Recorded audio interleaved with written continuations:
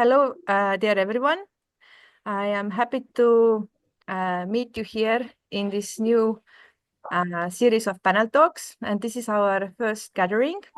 And today we are going to have three wonderful persons representing their thoughts about Theosophy and what inspires them in their journey.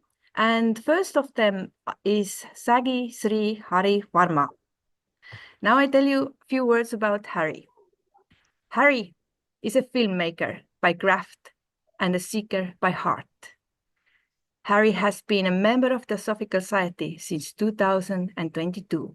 He finds his creative and spiritual fuel in the serene embrace of Adyar, where philosophy and film often blend into one. For him, the World Federation of Young Theosophists isn't just a group, it's a sanctum, a guiding force on his journey of exploration.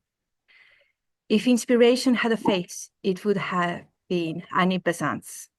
She remains his ultimate hero. Whether behind the camera or deep in contemplation, Harry is always in search of the next truth. Because wisdom, like cinema, is all about perspective. Harry, the floor is yours. Thank you so much for the lovely introduction, Marike. So let me start by telling you all a story. It was late 19th century. It was New York. It was a room full of middle-aged scientists, seekers, and psychics and spiritualists. It was filled with curious onlookers, and then among them were also skeptics, intellectuals. Some were drawn by curiosity, some were drawn by doubt, but primarily it was a world of men, made by men for men. And then there was this middle-aged woman, a foreigner. She took a porcelain teacup and she held it in her hands. She set it down on the table, and as the people around her watched, the cup suddenly cracked by itself. A moment later, a letter appeared inside it, a note written in elegant handwriting, as if by an invisible hand. Gasps filled the room. People were stunned. Had she just performed a miracle? Who is this lady? Who is this obese woman from from other part of the world? The woman was Madame Blavatsky. But Blavatsky did not claim divine powers. She did not use this movement to convince people of supernatural forces. Instead, she simply smiled and said, "Now that I have your attention, let's talk about truth." She understood something profound about human nature, that before people speak, uh, that before people seek knowledge, they must first be captivated by something extraordinary. Their attention needs to be held. Blavatsky, of course, later dismissed these kinds of displays as unimportant, mere tools to draw people towards deeper teachings. In Secret Doctrine, she wrote, "Physical manifestations attract the vulgar mind. Spiritual wisdom requires effort and understanding." She knew that miracles, like stories, were a bridge to wisdom. She knew they were a medium to translate uh, something that cannot be felt into something that could be tangible for a new seeker. Now, let me ask you, what is today's most powerful spectacle? What is today's greatest magic trick? Cinema. Cinema, I consider, is a modern magic trick, the grand illusion that dazzles the senses, immerses people in wonder, and holds their attention. It's a mixture of so many crafts. It's writing, it's music, it's sculpture, it's poetry, it's performance, it's dance, and we can go on and on. But like Blavatsky's precipitated teacups, cinema can be more than just a spectacle. It can be more than just a magic trick. It can be a gateway deeper truth. This is the theme of my talk today. How uh, how cinema has affected my views on theosophy, and vice versa. How theosophy, I feel, uh, uh, can stand on this great modern tool which we call cinema. Uh, Firstly, let's talk about allegories and stories and storytelling because cinema is only 100 years old. But for millennia, all almost every other religion or almost every other school of thought uh, from across the world, from Aboriginal tribes isolated by deserts in Australia to uh, to the highly intellectual uh, gurus in India, people have always used stories and allegories to to impart or to spread their wisdom. Uh, both and now coming back to cinema, which I consider is just a modern version of allegories. Uh, uh, now, talking about now, the first segment of my talk would be uh, about spectacle and the masses. Spectacle draws in the masses. In every tradition, the great masters used spectacle to reach the people. Jesus performed miracles, but his true teachings were about love, compassion, and transformation. Buddha performed wonders, but his real message was about ending suffering through self awareness. Blavatsky created spectacles, but her true gift was a vast philosophical system of wisdom and self transformation for our millennium. Similarly, cinema's greatest power is not just in its spectacle, its special effects or grand visuals and the immersive experience. It's in the truths hidden beneath the spectacle. Now, what is the hidden truth beneath the illusion? Blavatsky wrote in The Secret Doctrine, Volume 3, the great teachers never rested their claims upon miracles. They appealed to reason, to the divine intuition of the soul. Similarly, the best films do not just entertain, they awaken something deeper. Great cinema, when it's done at its best, captures our imagination with illusion. But beneath the illusion, it holds wisdom waiting to be uncovered. Just like the allegories of the old schools of thought. Now, for the next segment, cinema as a modern mythic structure. Cinema, like mythology, I feel allows audiences to internalize deep truths through emotion, images, and storytelling. Now, this has various aspects. For the first one, let's talk about interconnectedness and unity, which I feel is one of the primary foundations on which Theosophy has been built. Quoting Madame Blavatsky again from Secret Doctrine, there is no such thing as dead matter.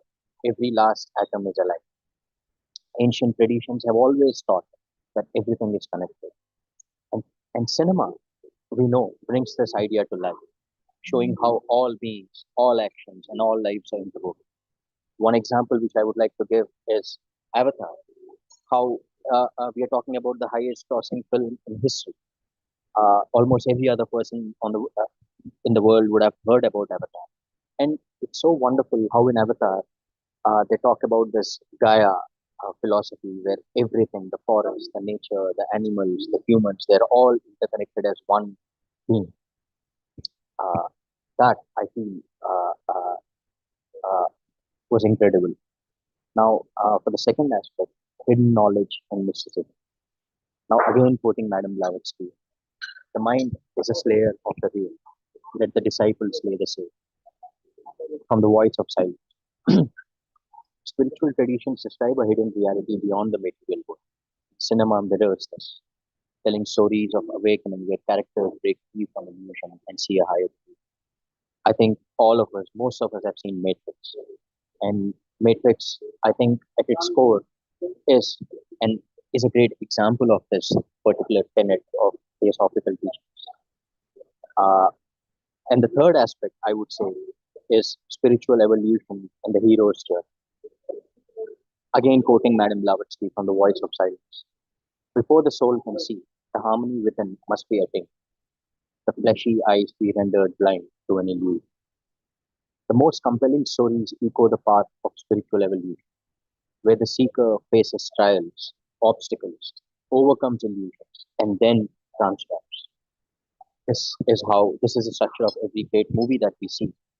Uh, so I feel cinema does not replace mythology, but it just evolves, creating a visual and emotional experience that carries the same purpose to guide humanity towards deeper understanding. Now, at least in our modern age, cinema, I feel, is the most powerful myth-making medium. Why is cinema the most powerful myth-making tool? Because it operates on three levels, just as ancient esoteric teachings did. The first one, the surface level, the spectacle, the story, the entertainment, the illusion, the magic trick. The second level is the hidden layer, the philosophy, the questions it implants in the minds of the audience. And for the third layer, which I think very few great films end up pulling off, is the deep truth, the awakening, the knowledge it transfers waiting for those to seek it. Cinema bridges the rational and the mystical, allowing audiences to not just understand spiritual ideas, but to experience them emotionally. The great masters knew the importance of displaying spectacles to capture the attention of the masses. What the precipitated teacups were in the 19th century, I feel cinema can be for the 21st. Theosophy teaches that before wisdom is accepted, it must first be felt. And even before it's seen, it must be felt. So much of what we study, so much of the teaching, it's more about us being able to feel it rather than asking for a visual proof or to be able to see it or hear it or understand it. And what better than cinema to make people feel? Your, uh, Now, for my closing thoughts, uh, I personally feel the kind of impact Theosophy has had on me is it reiterated the responsibility of this art form. It it uh, it invoked in me the kind of power that comes with playing with a medium like this, the kind of impact that it can have on people. Cinema is more than entertainment; it's the evolution of mythology. It's the most powerful and efficient way to transfer deep spiritual and philosophical ideas to the modern world. Just as myths once guided humanity towards greater understanding, cinema now serves the same purpose, bridging the gap between material and spiritual, the seen and the unseen, the illusion and the real and the real. Uh, and I think this has been the greatest effect that being a member of Theosophy over the last couple of years had on me. It completely changed my views on this art form that I love the most, which is filmmaking. Uh, so I would like to end by quoting Annie Besant from the book Thought Forms, which I have been given very recently by two lovely friends. Art is an expression of the immortal in mortal form. Annie Besant. And I think this perfectly summarizes my thought. This is why I believe in stories. This is why cinema matters. And before I end, as I clearly stated in the beginning, the Madame Blavatsky, the room, the New York, the letter, it was all just a story. Thank you.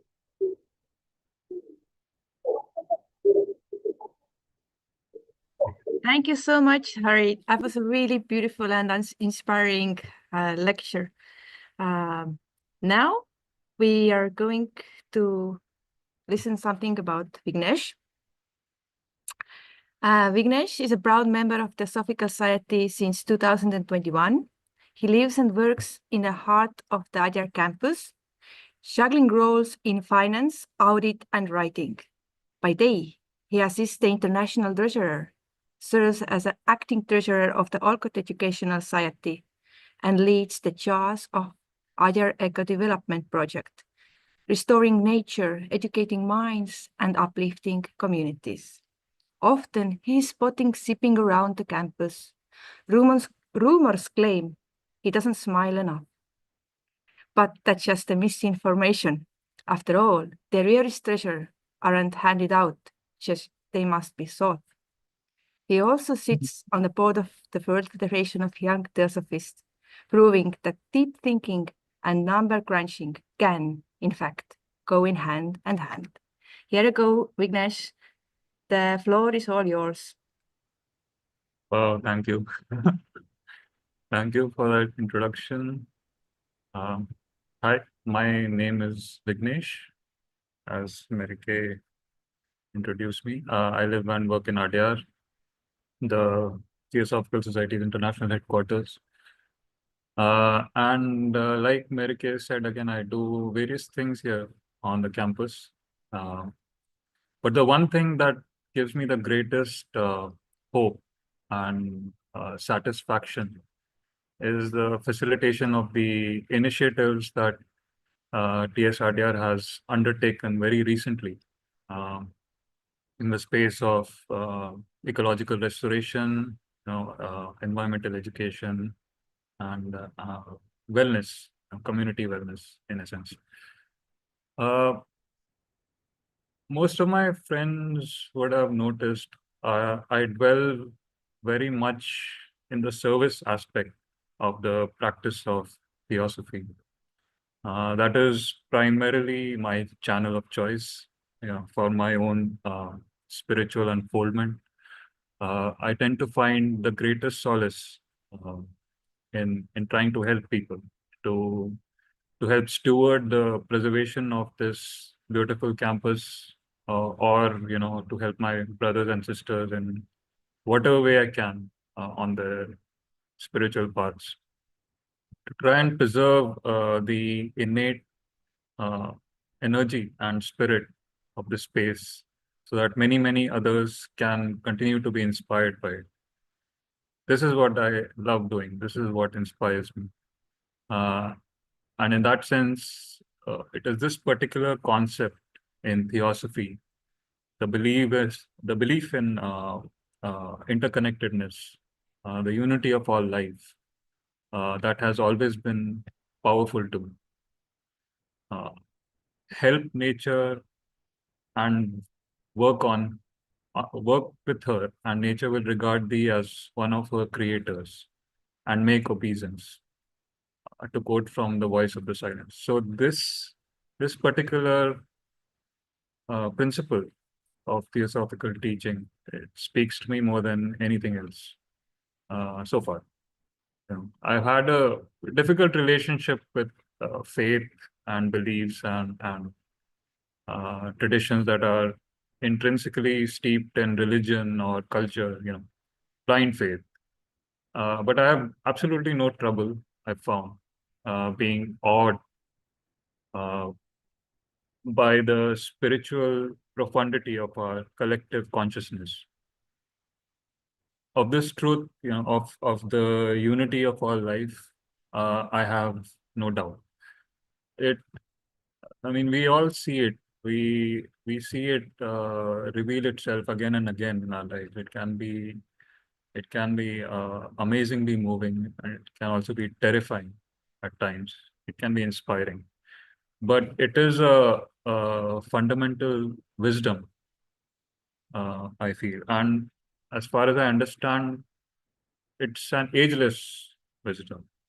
It is espoused and upheld across religions and wisdom traditions.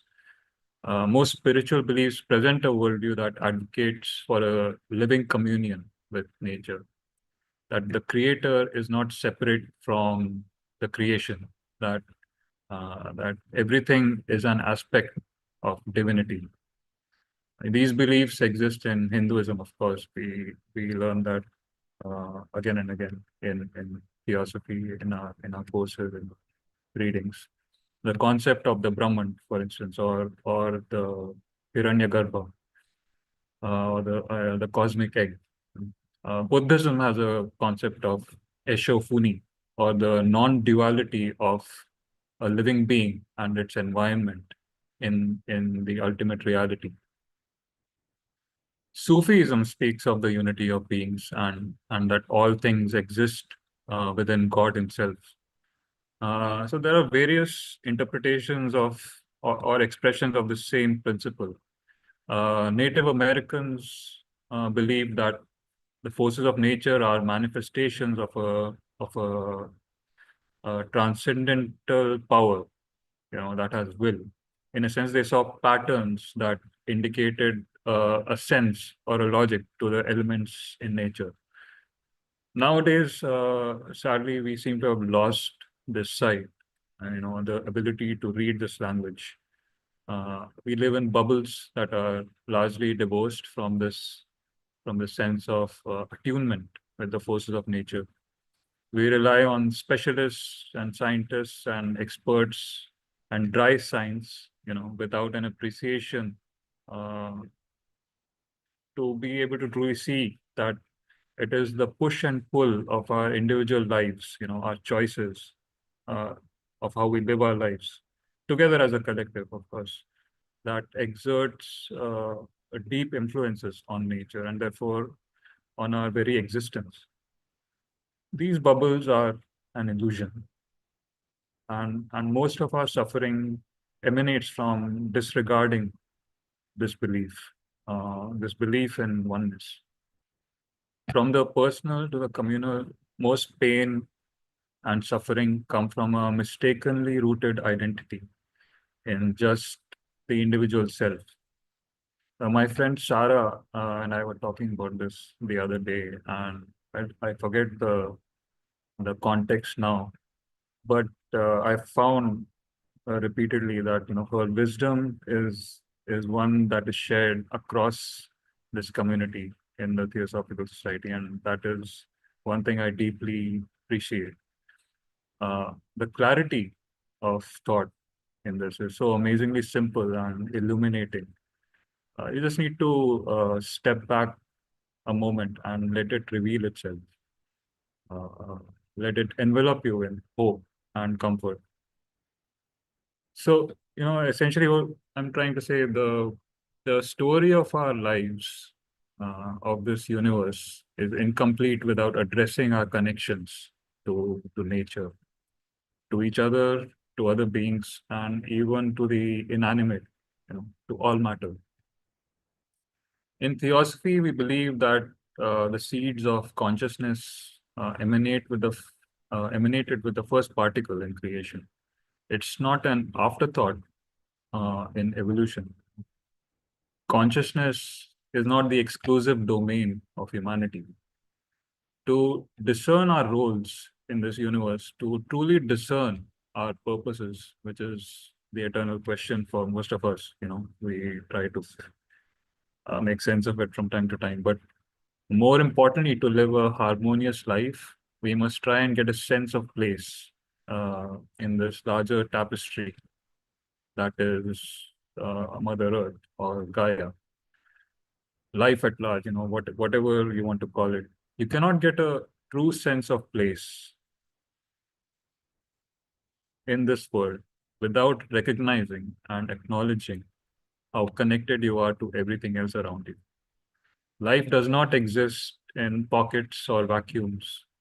It mingles, it touches, and is in turn touched, inexorably. Whether it's by other lives or the inorganic, you know, the forces of nature, if you will. It leaves a mark, and it leaves these traces. There's a palimpsest, or the traces that we leave that invariably mark our companions in our present, or people or beings who come in the future. It's all a part of this tapestry.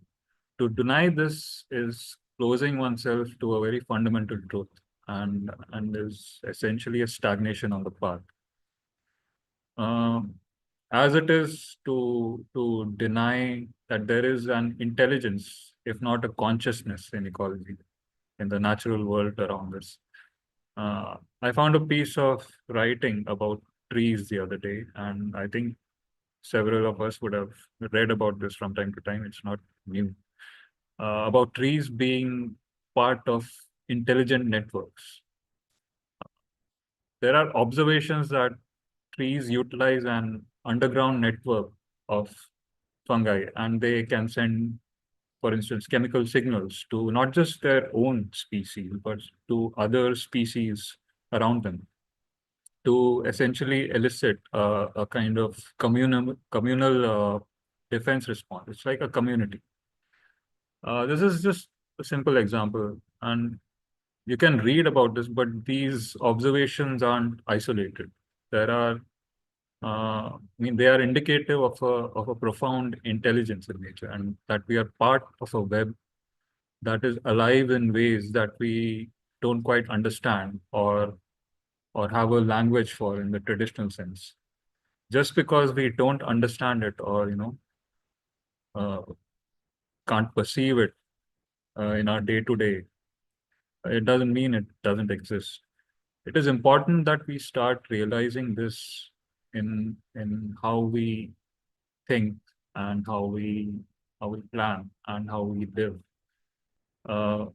We've learned that intervening with nature and ecology can be disastrous, or it can be vitalizing, depending on the consciousness and the intelligence with which we approach it. For example, lately we've been realizing that simply damming a river, it tragically warps the ecology around it and its catchment area. In the long term, it doesn't really do good for the community. Forget the natural ecology of the place.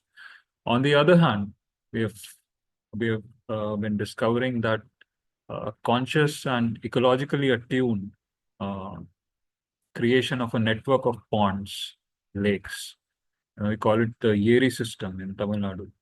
It complements the existing uh, ecology, the river catchment, the flow of water, and the contours of the land. Everything is taken into account. Everything is studied, and and it is done uh, in a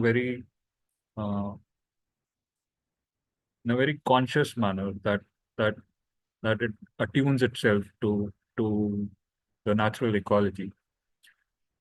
So we can shape nature while being in harmony with it. This is nothing new. Our forefathers have done it. Here in the Adyar campus, we are slowly striving to live and echo this wisdom more consciously. Uh, several of you might have seen glimpses of the developing eco project that we have on the campus during the convention. We hope to enable this place to become a place of deep learning, uh, healing, research, education, creation, you know, inspired by the inherent natural and spiritual energy that we have. We are hoping to become a place for restoration ecology, for collaborative education, community well-being, sustainable maintenance, public awareness, artistic venture, everything in between. The possibilities are endless. We call it a blue-green center, a space to kind of highlight the conversation between water and life, the conversation between the community and the river and the crabs, everything in between. We are making thoughtful trails through the woods. We are planting native species. We are installing artwork that awakens our love for nature, and we are creating communal spaces.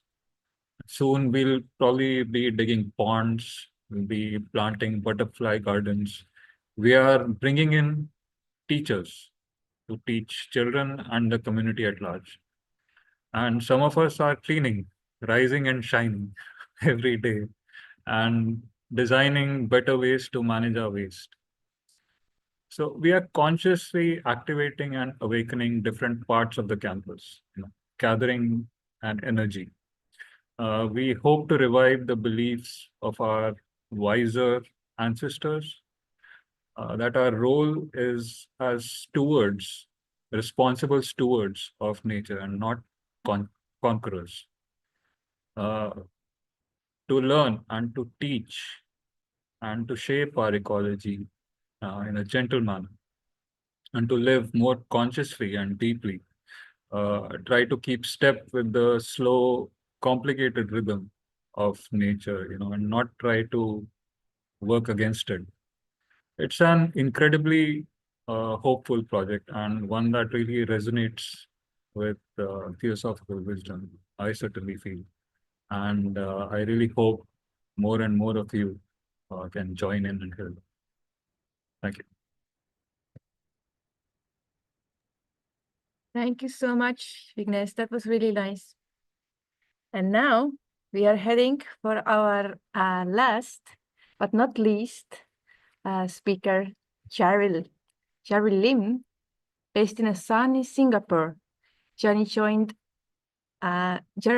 in Theosophical Society Singapore Lodge in 2022 and has been endless quest for wisdom ever since. By day, he navigates the legal jungle as a lawyer. By night, he channels his inner rhythm on the djembe drums. Somewhere in between, he studies Buddhism in school and dives into the secret doctrine for fun because the light reading is so overreacted. A punctual and loyal friend, Gerald is always ready to serve, and his laughter is the kind that warms the soul. And no matter the time, he is devoted seeker of truth, because enlightenment doesn't clock out, and neither does he. So, welcome, Cheryl. Thank you. That's so beautiful. I'm so touched. Thank you, Mary Kay. I'm going to share my screen. I've prepared a short little presentation. Can everyone hear me? Yes? Okay. So I was very kindly invited by Mary Kay and the board to speak about how Theosophy has inspired me. And there have been so many ways, but the one I wanted to focus on was on the second object of the TS. I came fresh out of the School of Wisdom in Adyar, which was just held towards the end of January. And this was conducted by Dr. Ravi Ravindra. During that session, for 10 days, we spoke about a quote from a great sage in history, one for each day. And so I thought this panel discussion would be a nice way for me to share some of these quotes and also my own personal reflections, specifically also how we as youths can also apply some of these teachings from these great sages into our own daily lives. But first, I wanted to speak a bit about how I came to the School of Wisdom just last month. When I was a young boy, I grew up in a family who claimed to call themselves Buddhists, but really their practice in Buddhism is to go to a temple, kneel before a Maitreya Buddha statue or a Guan Yin statue, and then ask for favors from the gods, good results for the kids, safety during traveling. And if their prayers were answered, then they will go back and give thanks through donations. If the prayers weren't answered, then they will not step foot into the temple again. So very quickly, as a young boy, I was very disillusioned by such a practice because I wasn't sure whether they were truly answering our prayers. I was also fairly certain, given my inexperience, that my results were my own making. And I wasn't sure where the role of the gods fit in. And so that led me on a quest during my mid-20s to search for different spiritual teachers, online and offline. And online, there were many modern spiritual teachers that really spoke to me. Some of you may have heard them. Eckhart Tolle is a big figure. He's someone whom I felt a lot of resonance with. I have also heard from Rupert Spira. He is also a modern Advaita Vedanta non-dualist thinker, spiritual thinker. And I dabbled into law of attraction, manifestation, and there were a lot of things that were manifested that I tried to also manifest in my life, but none of them brought the satisfaction that I thought I wanted or needed. But at the same time, I also noticed that there was a pattern, that a lot of these spiritual teachers always pointed back to Buddhism or something deeper than Buddhism. And so I wanted to explore that part. And so now I'm currently doing studies. I'm finishing up my final year in Buddhist studies, but at the same time, I don't call myself a Buddhist because I believe that every tradition, every faith, every spiritual belief out there have something to offer. And then when I was on my search in my mid-20s, an instinct arose in me one day that every religion are but different expressions of the same truth. And when that instinct came to me, that was also about the time when Theosophy came into my life. I was pushed an ad from Instagram about the Theosophical Society at a time when I was still exploring. And then I saw these three objects that you can see on screen, which immediately resonated with me about universal brotherhood. The third one is to investigate the laws of nature and our inner potential.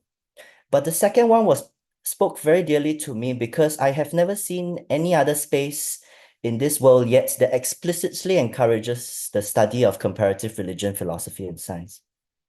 And so for me, that is very important because I have now seen it as a big project of mine to try to see how our faiths and our traditions from our own cultural backgrounds are all coming from the same source of ancient wisdom. And Theosophy speaks about that, but not only that, it gives space for us to explore how these religions and faiths, they are very different in their expression, some of which can even contradict each other. But at its very core, they all come from the same source. And so if they all come from the same source, it is beautiful to have such a diversity of expressions because these expressions may appeal to one person or to another depending on one's conditioning in one's culture. And so that's where I was led to the School of Wisdom. I've attended a number of schools of wisdom already at Adyar in the last 2 years or so. And Dr. Ravi is a very dear teacher of me. He's the teacher on screen because he has a background not just in physics, but also in philosophy and comparative religion as a professor in a university in Halifax, Canada. And so learning from him was I felt so much grace. In the last School of Wisdom in January, there was one day where they were speaking about love. It was a Krishnamurti quote, and it went, "If I am, love is not." And I always wondered, Dr. Ravi always sort of at some point, he speaks about the Indian traditions, he speaks about the Abrahamic religions, and he speaks about the commonalities and differences between the two traditions. And at certain points, of course, he tends to start to say the same thing over and over to try to call us towards this source that unifies all. And when he was speaking about love, I just suddenly just broke down because I just wonder sometimes how blessed and how much grace had come into my life for him and for Theosophy to have come into my life to provide me with a safe space for me to be able to explore these teachings. In my Buddhist community, for example, we only study Buddhist philosophy, practices, principles, but we don't get to explore comparatively with other traditions. And I've looked out into Trinity schools, even Muslim schools, and they don't do that. But Theosophy has given me a safe space to do that. And so I feel very eternally grateful to Theosophy for giving me this space, and now to be able to share some of these personal insights that I gleaned from the latest School of Wisdom with all of you. And hopefully we can have a dialogue at a certain point about it. One thing that also spoke to me is it's not just about the teachings, but also the community that I found over the years, community of wisdom or community of spiritual seekers. These were some photos that I took with the community in the School of Wisdom, some familiar faces, some new faces, but all equally interested and passionate about seeking truth and seeking wisdom. And I feel so blessed to be able to be a part of this. So beyond the community, then the 10 quotes that Dr. Ravi was sharing from the great sages. In my own personal reflection, I have decided to share just 3 small things about what I took away from those sessions, namely self-study, sacrifice, and also practice. The first one is on study, as in studying the self, the small s, and also the big S. And on the very first day, he already introduced a quote from Rumi, and it says, "Everything in the universe is within you. Ask all from yourself."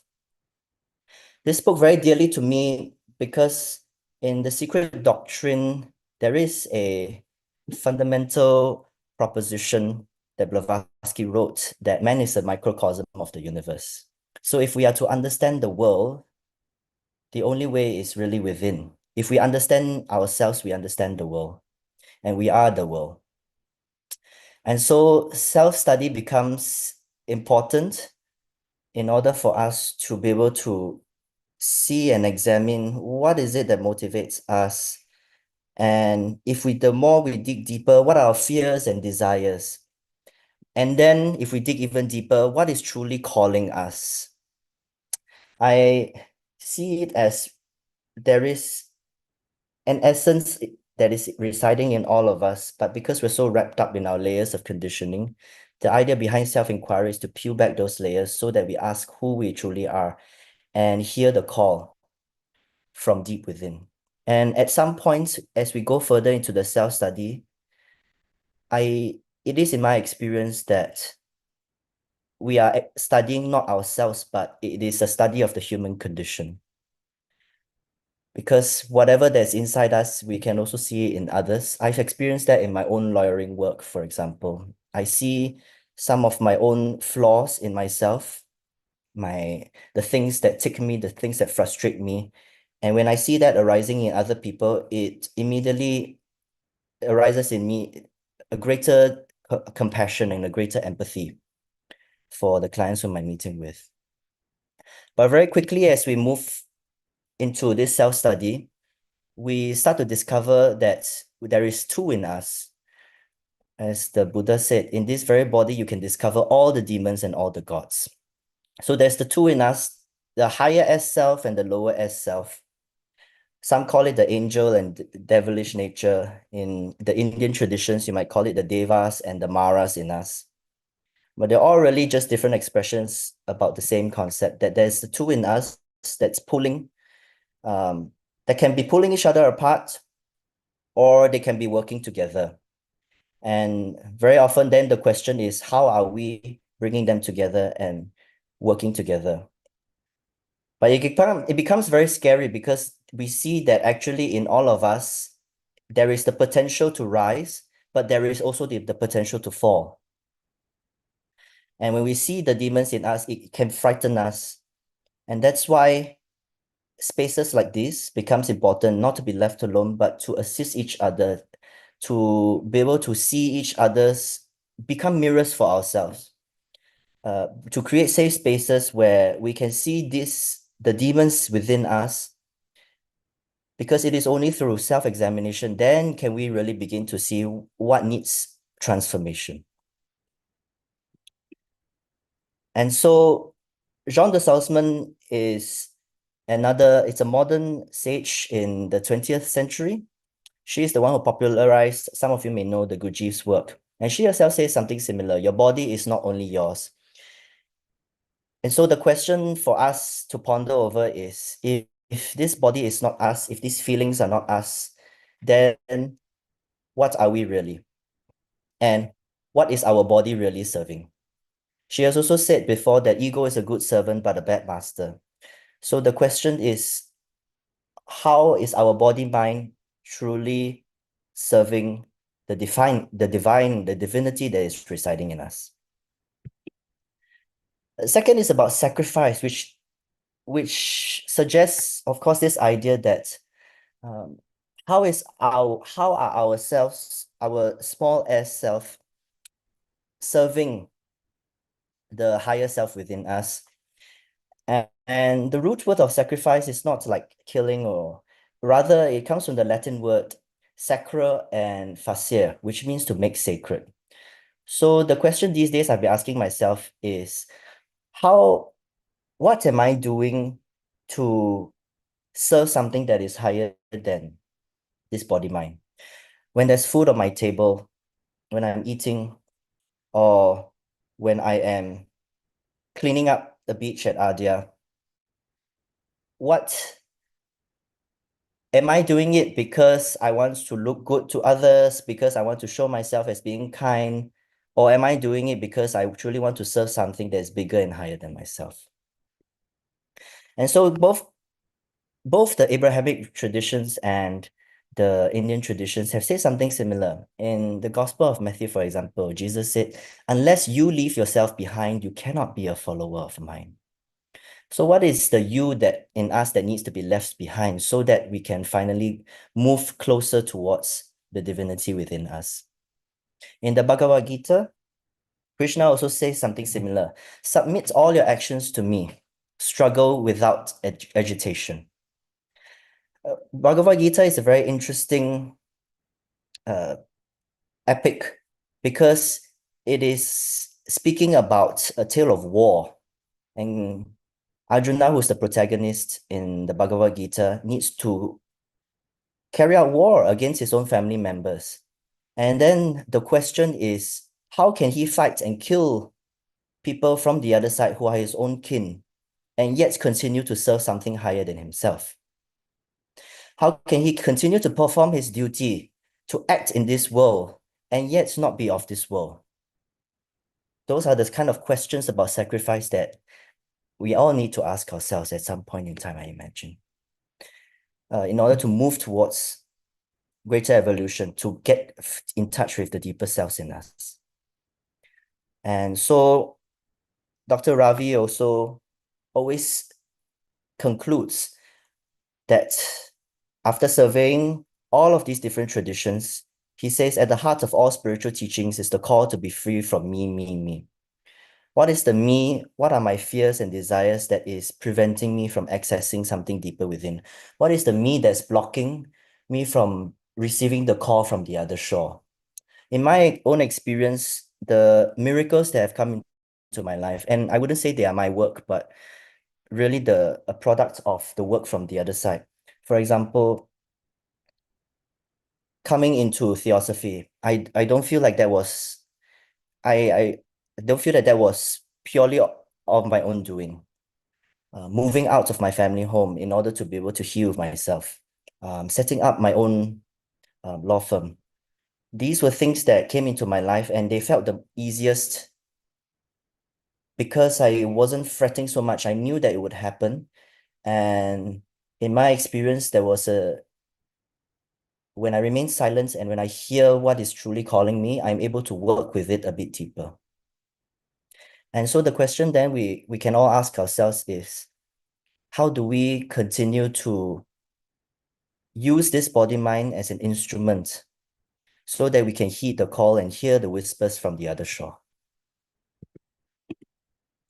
And finally, it's about practice. And this is for me a very live issue because words from the sages and words from our holy books are dead. But it is very important for us to be able to live it and live it in this modern globalized world. In the year 2025, how are we applying the words and the teachings of sages from 2000 or more years ago into our modern living?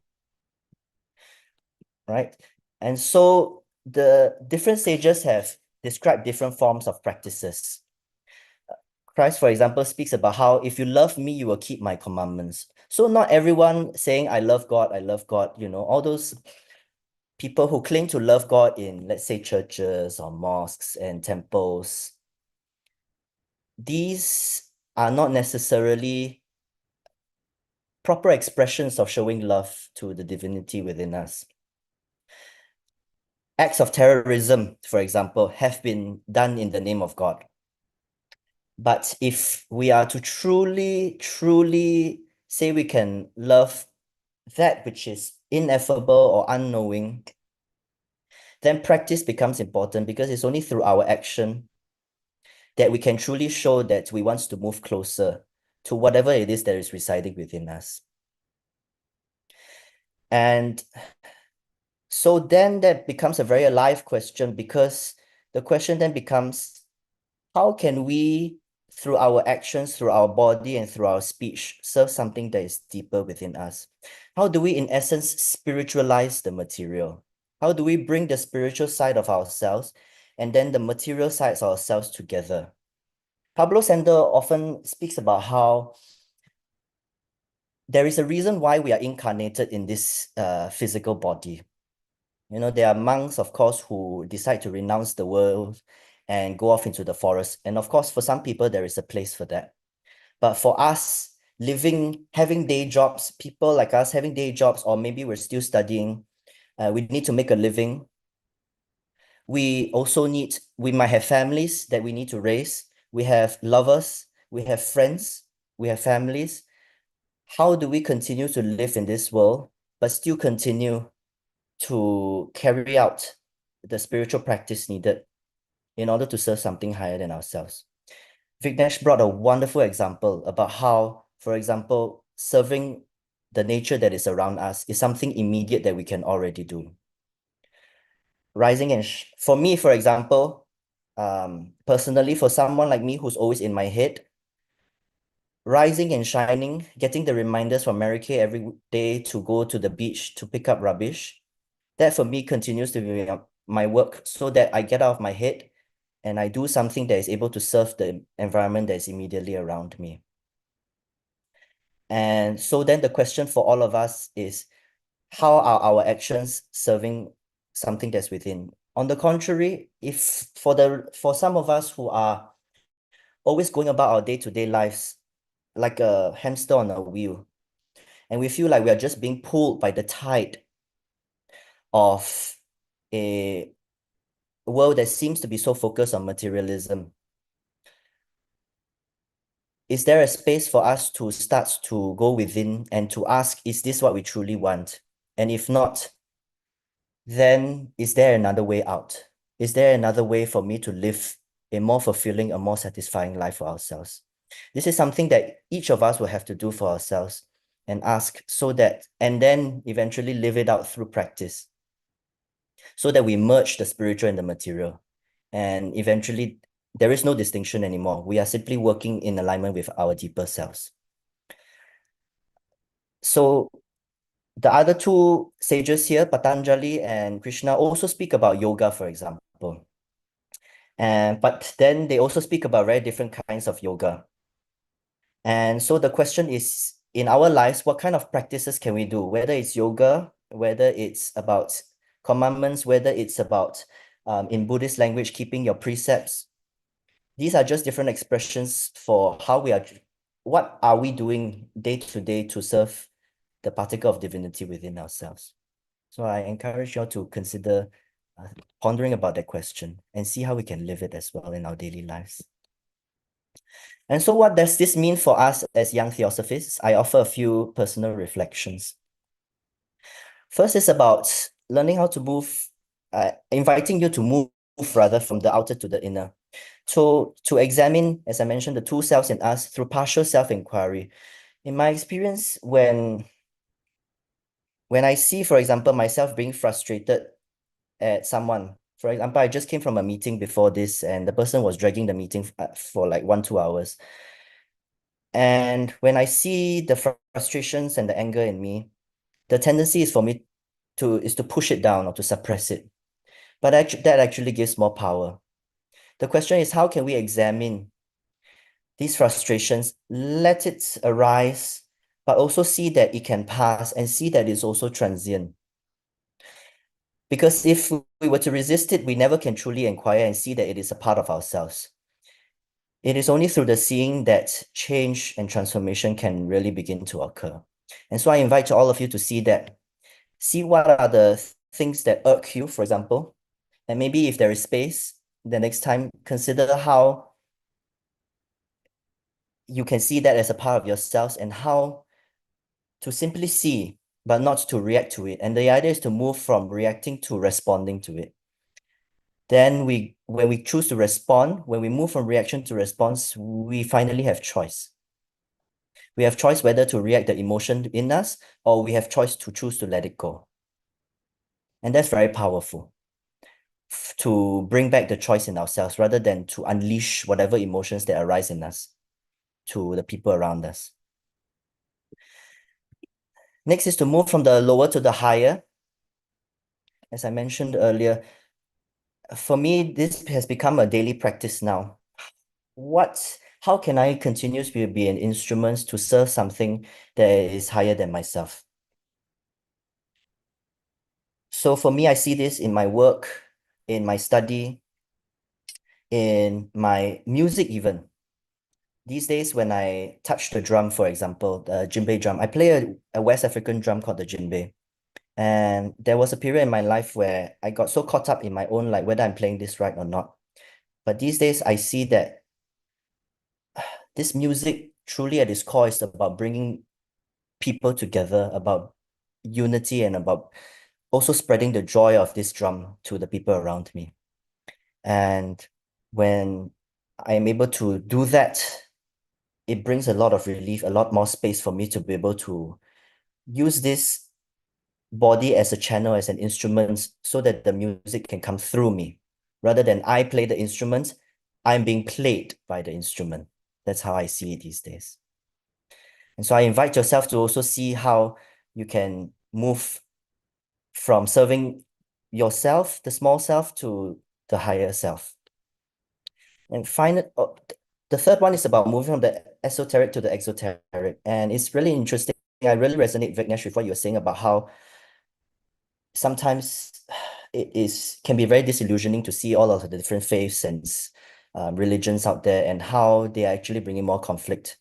But in my experience, when I started learning Theosophy and seeing how there are many different expressions out there from the ancient wisdom, it has actually helped me to rediscover better the inner meanings behind my own cultural background in Buddhism, and how praying to a piece of metal, a statue, could actually have much deeper significance. And the question is whether we can help ourselves and also eventually others to rediscover the inner meanings behind all of these exoteric practices, and then apply them in our modern living today, so that these traditions and faiths can continue, but in a way that is more meaningful to us as a generation that's continuing. I mean, otherwise the alternative is to defer to a materialistic culture, and we can see how much destruction that has brought already to our environment. And at some point, when we dig deeper into Theosophy and the ancient wisdom, I have found that there is so much also wisdom to learn from other different traditions. Like I mentioned, even though I'm a student of Buddhism, I don't just learn that. I see Jesus Christ as my teacher. I see Rumi as my teacher. I see Krishna as my teacher as well. And to see that all of them spring from the same source, to see the unity in that, but also to see the diversity and expressions, that for me is beautiful. So for me, it was about seeing the unity within these diverse expressions, but also seeing the diversity that springs out of the one source. That appeals to different people because of our own conditioning. You may be saying in Australia or Singapore or the US or in Europe or in India, but different sages have appeared at different points in time and different locations. All seem to be appearing to be saying the same thing, even with different words. And for me, that's very inspiring to know that all of these are coming actually from the same source. And I believe that as Theosophists, as Theosophical youth in particular, we are actually primed to be able to do this because our environment is such that there is always an emphasis on a almost radical freedom of thought to allow us to explore all of these different traditions. The resolution passed by the General Council of TS Adyar in 1924, for example, speaks about how no doctrine or no opinion by whomsoever thought or held that is in any ways binding on any member of the society. And no member is required to accept or reject any particular point of doctrine. And that is very freeing for us as Theosophical youths. to be able to explore all of these wisdom traditions. My wish, of course, is that these days there is a modern movement towards stronger interfaith dialogue, for example. And I do see, because of how Blavatsky and the founders of the Theosophical Society have laid down such a spirit of freedom of thought, I do see that there is a possible space for us as youth to be able to bring people together and to be able to speak across different faiths in a unifying way, rather than to let people remain in their factions. And in a world that is so marked by religious and spiritual strife, maybe we need this now more than ever. And finally, just being in company among spiritual seekers around the world is a beautiful space that we have. Because a part of this journey is about seeing the two in us, the angels and the demons. So it is very easy for us to fall to think, oh, I am God, or I am the divinity. And so to fall into fantasy, or the corollary is to fall into despair that I am worthless and the demon is actually within us. And it's also is very easy again to fall into these extremes. But to have fellow seekers around who are interested in moving forward on this spiritual path is very important. To have this spiritual friendship among all of us, and again, already for me, to have been able to meet all of you from all around the world, in person in Adyar and also online, is for me a blessing, so that I can continue on this path with like-minded folks like all of you. And so, yeah, these are some personal reflections that I have about my path, and I'm happy to speak more about it. was very inspired by this School of Wisdom. And so one of the things that I wish to do, that I'm still pending, that I'm still awaiting for approval from the board, is to be able to speak about each of these 10 quotes from the last School of Wisdom on a monthly basis. So 1 quote per month, and to dive deeper and to have a dialogue with everyone about each of these quotes. If they speak to you, I do hope that we will be able to have this dialogue together. I'm still waiting for the board to give the green light. But in the meantime, even on a personal basis, I'm happy to continue sharing and continuing this exchange. Yes. Thank you so much, everyone, for your attention. Thank you so much, Gerald. It was a really, truly nice presentation and thoughts. And one way or another, we would love to hear more about those things. I really hope that this last thing you were telling is coming true. Thank you. But now, do we have any questions for our dear presenters? Don't be shy. Not a question, but more than rather a comment. I would like to say a really big thank you to Gerald. You made me so happy, and I'm so grateful, and I'm very hopeful that we have a speaker like you. Really clear, interesting presentation, coherence, and you talk about the program. I love the program. And the thing is that this program will be proposed to the board. And I'm 200% sure that the board will support this program, because this is so valuable to us.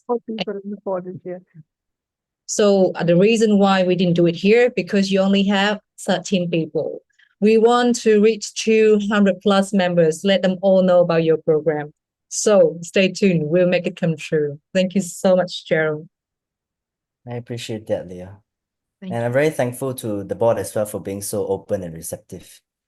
I truly believe that when we look at all of these different stages, it's a way for us to rediscover what each of us may have lost along the way. I imagine actually maybe a not insignificant portion of people have come to Theosophy because they have lost interest in their own faiths growing up. And so this is a way to discover it, but to also then see something that is deeper within all of us. So I really thank the board for being so open to having that. I'm really looking forward to this exchange together. Thank you also.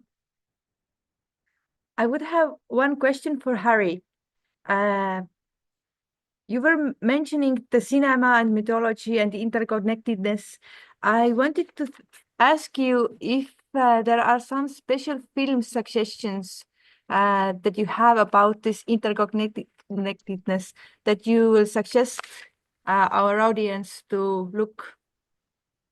I think, Mary Kay, definitely I can give you a very long list, but I think one movie that always comes to my mind, I think that also covers what Vighnesh was talking about is Avatar. I mean, it so beautifully talks about this whole interconnectedness, on this world of Pandora, and then how every animal, and how every plant, every tree, it's like one whole organism. How humans take their hair and then they connect it to this horse or whatever that flies and everything. I thought that was such a beautiful audio visual way of I think there couldn't have been a better movie that talks about that than this. But of course, I'll share many more lists, but I would recommend watching Avatar again from this particular point of view.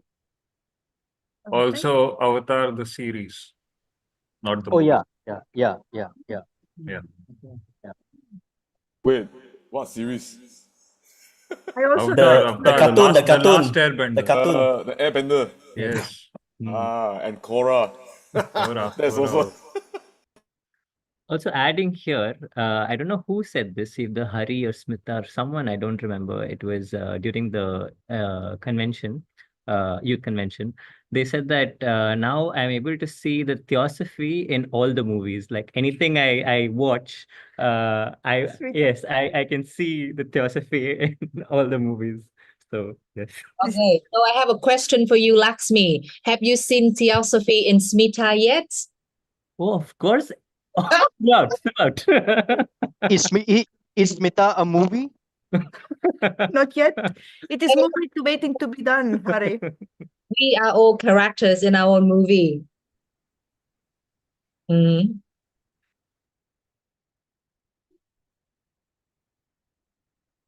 Hello, Hannes.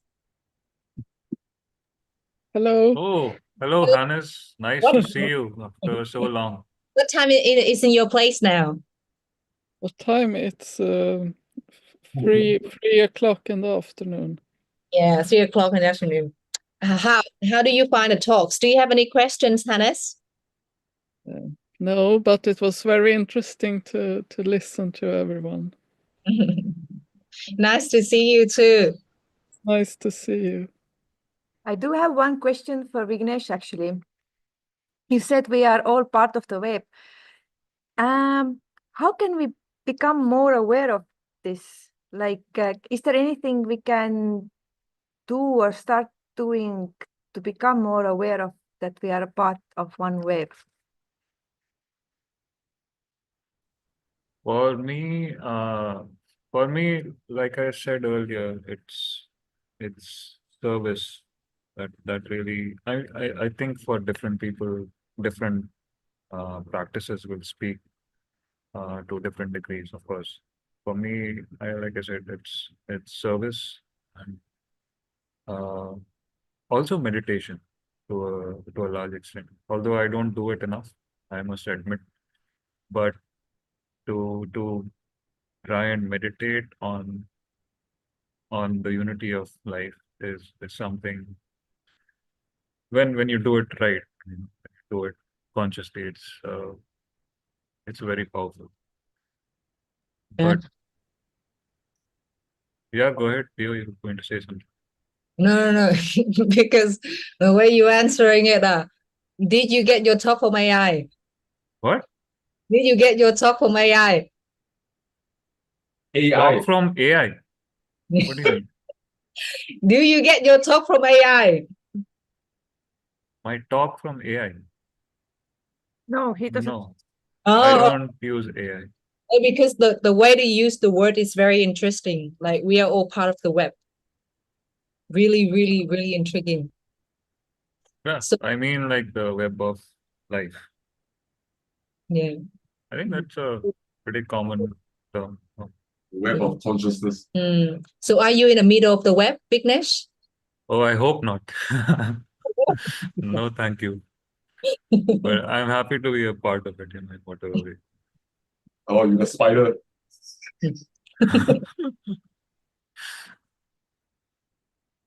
I think I have a related question to what Mary Kay was asking. So actually, it's more like when I was younger, uh, like, in school and all that, I used to spend a lot of time with nature, and I felt the only place where I could like find that feeling of going beyond myself and, being part of everything, and everything is part of that oneness, that we were talking about, that I really found in nature. But then the more I started using technology and, I started becoming, smartphones and all that, I felt that connect with nature, that general connect, that I don't know how to explain it, but that just I just felt that heart and mind connect with everything in nature was reducing. And I still don't feel as connected to nature as I used to feel when I was younger. But do you feel there is any conflict between like the nature and development in technology? And is there any possibility to have a development together, or will your ideal world be just going back to having everything completely naturally, how ancient times were? What do you think about it? Yeah, I think that ship has sailed. No one's going to go back. Come on. But for sure, technology can enhance our connection with nature. For instance, I mean, I can't think of many examples of the bat, but for instance, when I'm with people from the Naturalist Society, the Madras Naturalist Society, I hear all about these new devices to record bird song, for example, or with Joss, I hear about um, this unit in Oroville who are working with music, researching music, and they're coming up with these devices, not necessarily digital always, but devices that improve our ability to connect to our natural surroundings at a deeper level.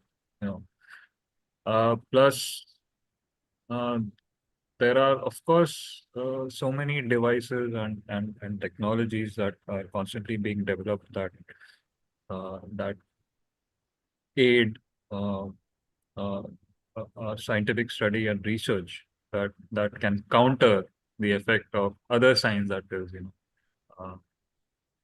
aiding our destruction of nature. So there's always a point counterpoint, and we can always do more to improve on our technologies, make it more eco-friendly. I don't know.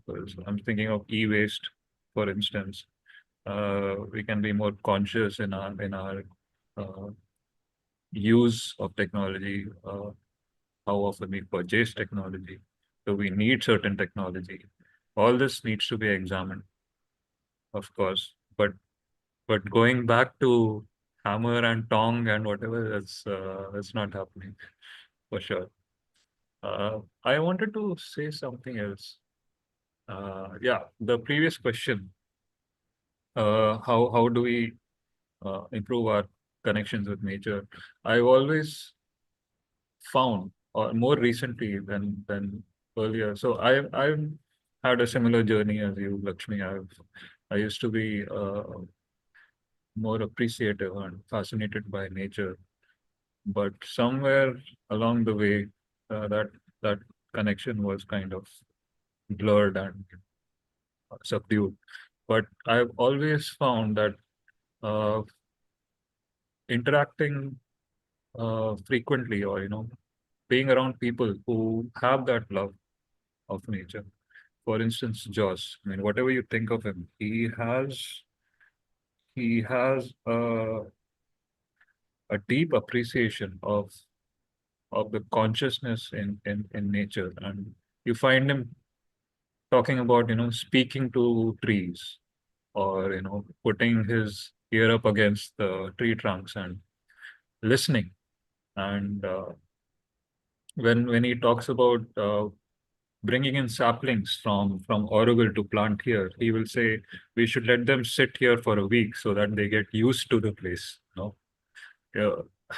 So things like that, you think he's being silly, but if you think about it, it makes sense. Or even if you think it's silly, uh, the intent, or the thoughtfulness behind that, it reveals the depth of love he has for nature. And being around these people, it slowly shifts your energy and your way of thinking. And although I haven't been able to do as much as I can, I really feel the urge of studying more about ecology, about our local flora, probably dry stuff like learning the names of the plants and their uses, but also there are these stories behind them, their connections to our culture and our community. These are all very important. And living our day to day nowadays, it's very sad that we don't engage with this kind of thing. So yeah, I would say also, even if you don't really feel like it, just try going out. For instance, when you came on that nature walk with Krishu, I'm sure it changed something in you, in a small way, but whatever it was. So constantly engaging with people who have a deep love uh, for the ecology. And also, let's say Mary Kay, we when we get that message, the first thought is, oh my God. But a minute later, you kind of sense that it's important, and it's changing you in a good way. It makes you feel good in the end, doesn't it? Even if it's mucking through the garbage.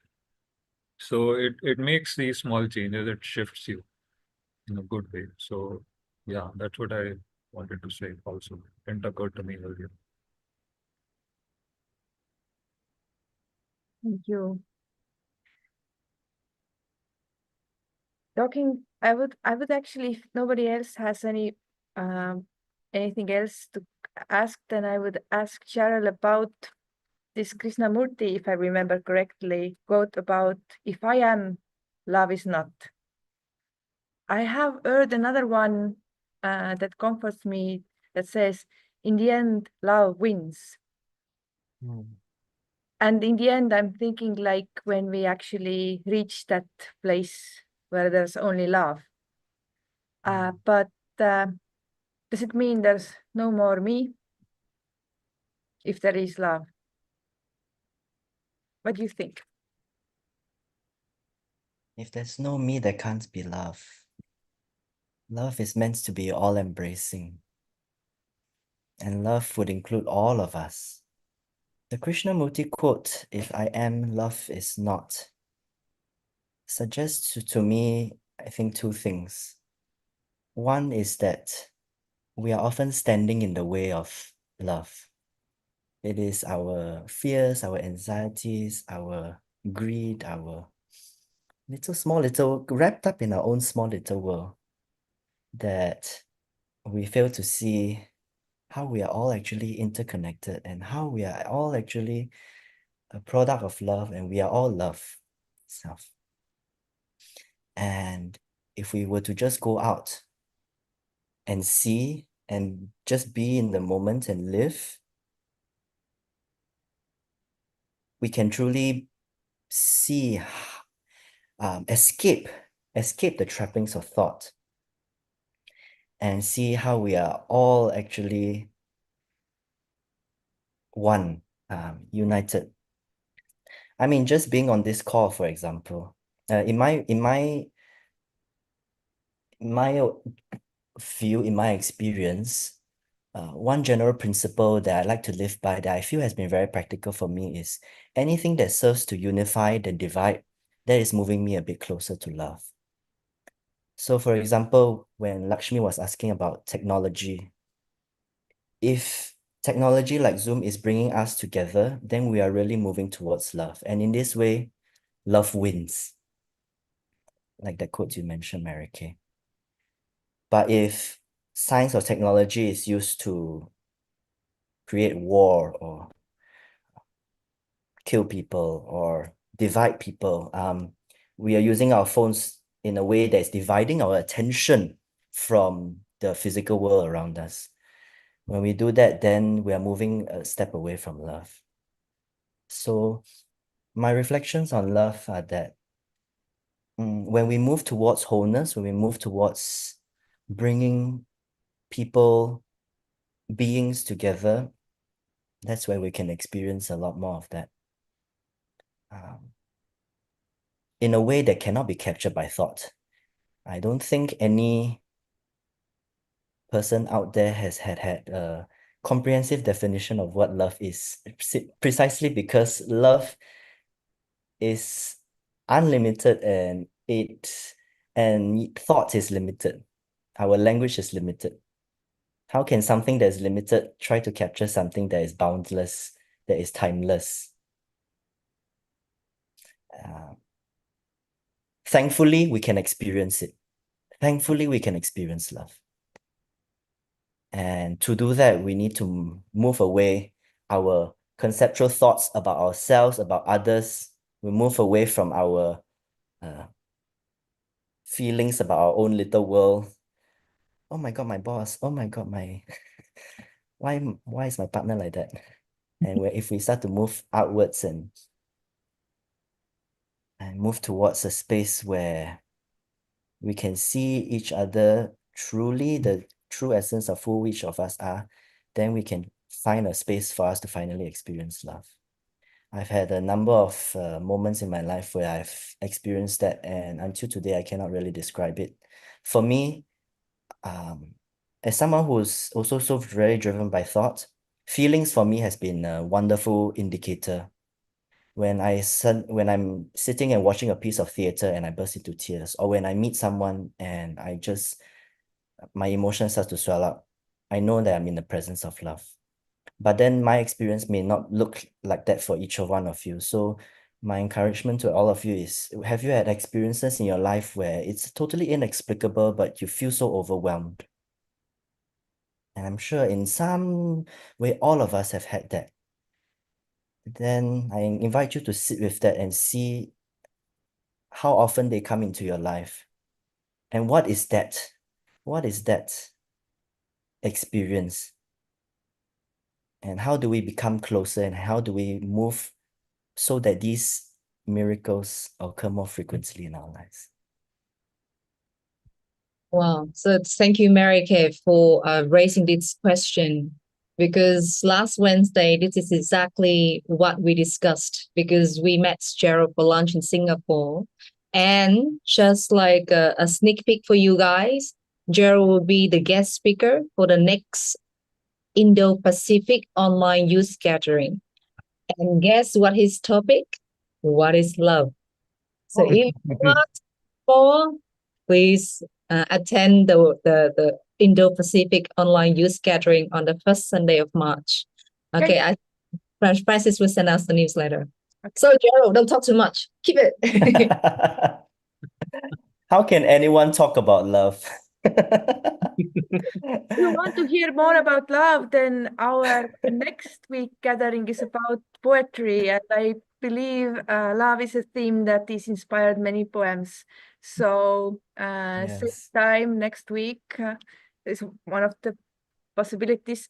But one more thing that I wanted to mention, that we are going to have an in-person gathering in Naarden, and that some of the people are putting their times holidays. So mark down 16 to 21 is the time in June that we are gathering in Netherlands, and you're also warmly welcomed.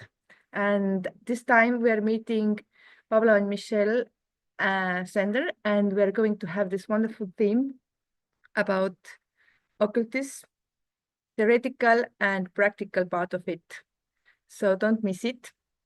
It's going to be a really good one. Do we have any more questions? Wait, I have. Yes, please. No, I want to add on. Okay, it's not occultist, I think it's occult life. Occult life, yes. Yeah. I think the question Lakshmi was asking about technology and stuff. It's something I've been thinking about recently as well. Right, you know, other than all the technologies that can be used for war and destruction of forests, right? You know, I saw a machine super crazy. I think as an engineer, I saw it's like a vise, it clips, and then the saw just cuts right away. It's like 30 seconds per tree. That is really crazy. But I think the part about how technology could affect how we could feel the nature, I think it's something that I've been interested in thinking about, because the thing is I have never really felt nature before. Not much connection. And then I realized that it is the way we use technology, you know, it's not so much about the technology killing the nature. It's about how we interact, the way we use the computers and how we use it to work. I feel that, of course, recently I do feel a little bit of connection, so I could start to feel the contrast.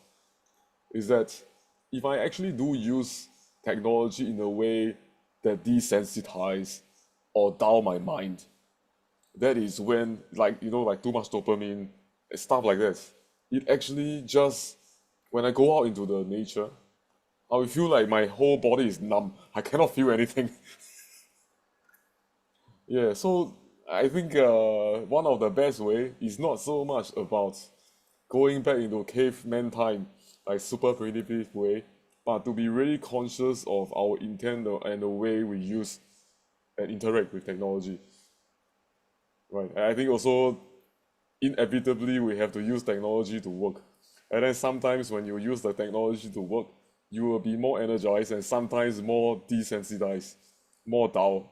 And then I realized, some of the tasks got more emotional attachments. That's why it's more dull. It's all the thing all drained away. Yeah. And that's my 2 cents. Thanks. Thank you. Yeah, when he was talking about a technology that helps you feel nature, there's an interesting device or a technology. It's called plant wave. Apparently, it measures. I think it measures the changes in electrical signals within plants, and it composes music based on that. That's very interesting. You know, something like that you wouldn't mind, and it kind of opens you. I don't know how real it is, but I bought one. It is real. I bought one. You have one? Yeah, I bought one. I gave it to my uncle. So it measures, it's kind of like a lie detector for human, but putting it in plants. And when the theory is when during the time that is the plant is sucking the water from the ground, the resistance changes. So then there is like plant has a heartbeat. So then this is converted into like frequencies, and yeah, it is interestingly melodious, and yeah. So it's real. It's very interesting. Yeah. I've seen YouTube videos when people are like treating nicely plants, then that they give certain kind of tones, and when they have too little water or something, they're giving other kinds of tones. So it's like, yeah, they're taking the chemical signals, what is happening in a plant, but you can actually hear it, that this is alive. This is not like, yeah. For some people, they don't grasp the idea how live actually plants are. Yeah. And yeah, this is actually there is I think we had a member, another Serena in our lodge. She also bought it. She's a mushroom scientist or something, she studies about mushrooms. So she actually used this same one, the plant, you can step it into the fungus and you play music. And then we actually start to think about, like, look at it, and we realize, yes, the frequency changes and all this, but I think is what you are hearing is not a plant, it's a certain frequency, they program it with a music. Yeah. I think there's a certain manipulation to make the music pleasing. Of course, I think I wouldn't be surprised. But it's interesting, it definitely changes based on different conditions of the plant. And even that in itself is very interesting. And it connects you in a different way, makes you more aware of of And of life that is usually unfamiliar, you know. I think that I think you can hear the nature not by physical sounds, but more than you feel their sound, or rather than you hearing something physically. That's my experience, though. It reminds me of the Avatar movie. You connect the hair, and then you start to feel the music, and then, wow, do this. Yes, they were all around the tree, right? Yes, And yes. connected. doing I still remember that. Yeah. But then, like when you feel their sound, you actually feel their feelings too. So yeah, so I don't think that they're like a certain kind of music is attached to something or something. Extra music. Yeah, this is definitely a theme that we can in the future go more into it. But do we have one more question here, if it's okay? Okay, right. So actually, my question was for Jaril, more like again from a personal experience. So about 5 years ago, I started just reading about the different philosophies and the religions of the world and all that. And there were a lot of these values and different themes and all that that I had been reading about. And as I read more and more and more, of course, I got very deeply interested in the comparative study of religion, as you were talking about today. I got very interested in that. And then I read one quote about Krishnamurti. That Krishnamurti had said, which is that all these suddenly become like a philosophical entertainment, a mind entertainment. And when you're reading the what the other people have written and all that, and I realized probably that's really what is happening, because I was also in one way struggling to say, okay, I know that I should be. It became conceptual in my mind, and it should be like, okay, I need to be a love beacon, and all that. But then I also knew that probably that's not what I'm doing at that moment. So so there was this conflict between what I'm supposed to be and what is so from the concepts that I've read about, and what is reality. And there was that it did become like a just like a mental entertainment of reading different things, and not really bringing it completely into practice, a living virtue. It wasn't like that. So I had that conflict of, should I read more, or should I just stop reading and just start attempt at least bringing in the things that I've read to what is a reality, little by little. And have you ever felt that? And if so, what is the balance between the theoretical and the practical aspect of how much of theory and how or is it that important? If like Krishnamurti says, is it at all that we need to read books, and should we just start with the self-knowledge and exploring ourselves rather than and chuck all the books away, like he says? Absolutely. I remember too, Krishnamurti says, religion is just entertainment. And so, in a single sentence, he dismissed thousands of years of wisdom from all of these different spiritualities and traditions. And I think that can be the issue with a lot of New Age spirituality, all that stuff about self-love and self-acceptance and the seeing the higher self in us sometimes can be, again, if one doesn't take it in the right spirit, we forget that we still have this physical body, we have our worldly affairs to attend to. And so that's why it's at some point in time when we start to connect on the place of unity, it sounds all very nice. But what if you are meeting with someone you don't like? Can you really say, love your enemy as your neighbor, like what Jesus says? And that's where true spiritual practice comes in. In my experience, and this continues to be my own work in my own journey, it's about merging the spiritual with the material. And one of these really means is that is when I see everything and I experience anything now in my day-to-day life, I see life as a classroom for me to teach certain things, whatever difficulties that come in or difficult people that come into my life, they are my spiritual practice. I no longer call them my friends. I no longer call them my enemies, but everything has something to teach me. Any reaction that comes up in me becomes a question in me for self-inquiry. So then this becomes a very alive practice. And actually that requires, in my experience, two things. One is an ability to be very present with ourselves.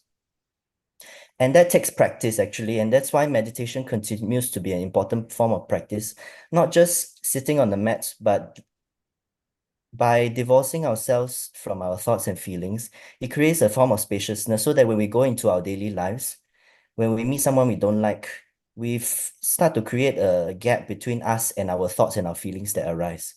And once we do that, we actually have choice whether to follow that tide or to stop that flow, to stop that conditioning that arises in us.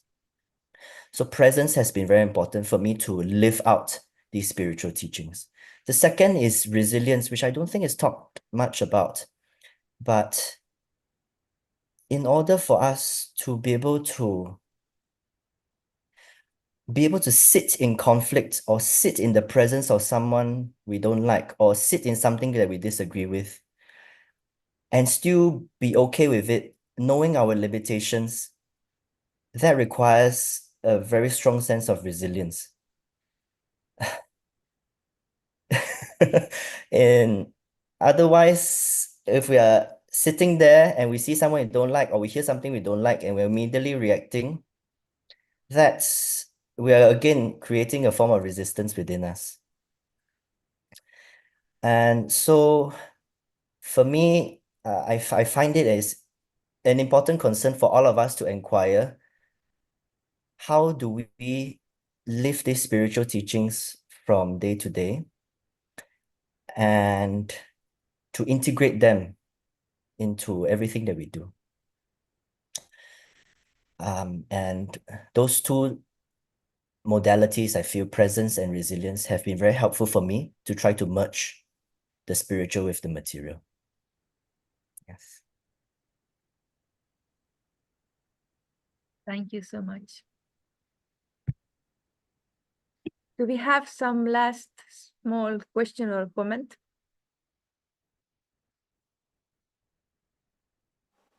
I think I just had a talk yesterday. I think it's also similar to what is answering about what Lakshmi is asking as well. Right, there's actually the threefold aspects of practice that is recommended for Theosophists. Is actually meditation, study, and service. It's a threefold approach. So like the part about theory and practical aspects, and then you have the meditation aspect of that. Right, you study, you know what you can do and what you should be guided to do, how you should behave. And then you have the service or the practical aspects, is how you carry yourself every day, right? How you behave. And then the thing is, you still have the meditation aspect to see if these two actually make sense, the first two, through your day. And then it's these three, just one triangle every day. So 3 for 1. So yesterday we had this talk. Thanks. Thank you. I have also so much think about those three lately. Thank you so much. Just a small comment. I don't think there's anything wrong with reading widely. If you have a natural interest in what different people, different traditions, different cultures think about the same thing, Essentially, we're studying spirituality, we're studying oneness, we're studying the concept of divinity, and the fact that we have so many different approaches, like Jaril was saying earlier, is so great. These things cannot speak to all of us the same way. Some of us identify more with Buddhism. I'm sure there are many Catholic members with TS, and that's great. And there are, of course, a lot of Hindus, and there are things that are in conflict in terms of beliefs or practices. But it's wonderful that you have the urge to read widely, and you gain perspectives which in turn help you evolve your belief system, and that in turn may transfer and translate for your friends in some way, and it adds to a collective evolution. So I wouldn't say I would say you can't read enough. Okay, but it's also important, as Francis says, to meditate and share and practice. So as long as you probably are you, because you asked this question, I am sure you are aware that you are supposed to balance these things, and I think you're good that way. So I wouldn't worry about it too much. But yeah, that was a good question. Thank you. That was really nice. I think again, like the spiritual friendship is blessing. The thought that came many times here, and like whatever we are studying, we can help with that, those people around us, whether we are talking with them or not, they are getting affected because it is affecting our worldview and everything around. And we are the web of life, like Vighnesh brought out. Thank you so much. We will meet in this series next month. There will be new speakers, but hopefully at least the same faces also. And you can enrich the next week program with your comments and questions and views. Thank you so much for being here. Thank you. Thank you.